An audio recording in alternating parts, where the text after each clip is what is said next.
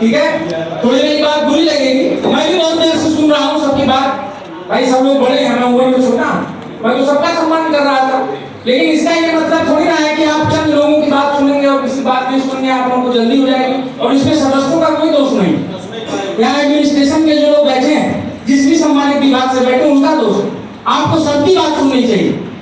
हम लोग चुन के आए हैं, विधायक चुन के आता है, सांसद चुन के आता है। हम लोग कोई भेज नहीं दिया ऐसे जा चल जा, जिला पंचायत की मीटिंग में बैठ जाना, वोट पड़ा था, चुनाव जीते थे तब आए, और हमको हमारी बात सुनना पड़ेगा।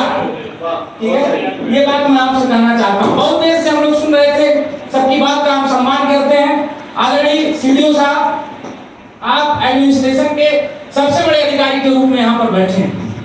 मेरा आपसे अनुरोध है, मेरे बगल में वार्ड नंबर 30 के जिला पंचायत सदस्य जावेद अहमद जी भी बैठे हैं। हम दोनों लोग पौली ब्लॉक से आते हैं।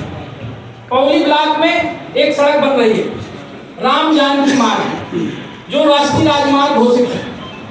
उस सड़क का उच्चीकरण हो रहा है और चौड़ीकरण हो रहा है, और उच्चीकरण और चौड़ीकरण हो रहा है। सरकार से वहां पे धन मुक्त हो गया है, बहुत तेजी से काम चल रहा है।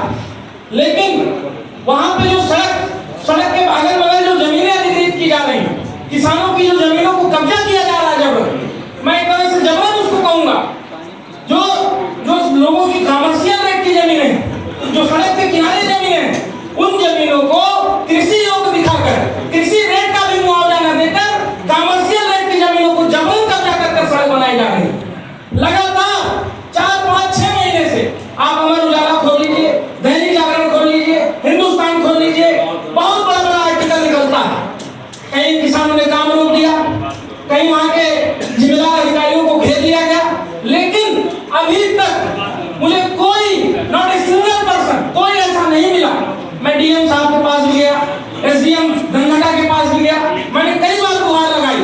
आप अपने स्तर से पता कर लीजिए, वहां पर 43 से ज्यादा गांव के किसानों के साथ अन्याय हो रहा है, और हम लोग सोए हुए हैं, हमारा एडमिनिस्ट्रेशन सोया हुआ है। इसकी मैं आपसे शिकायत करने आया हूं, और मैं आपसे कहना चाहता हूं, अगर हम लोगों का अधिकार है, हमारी भी कोई हैसियत है, तो हमारी बात को सुना जाए और पता कराया जाए कि कमर्शियल रेट की जमीनों को, जो बहुत कीमती जमीन है, उसको औने पौने दाम पर कब्जा कर लिया जा रहा है, और सड़क बना के चली जा रही है पीडब्ल्यूडी।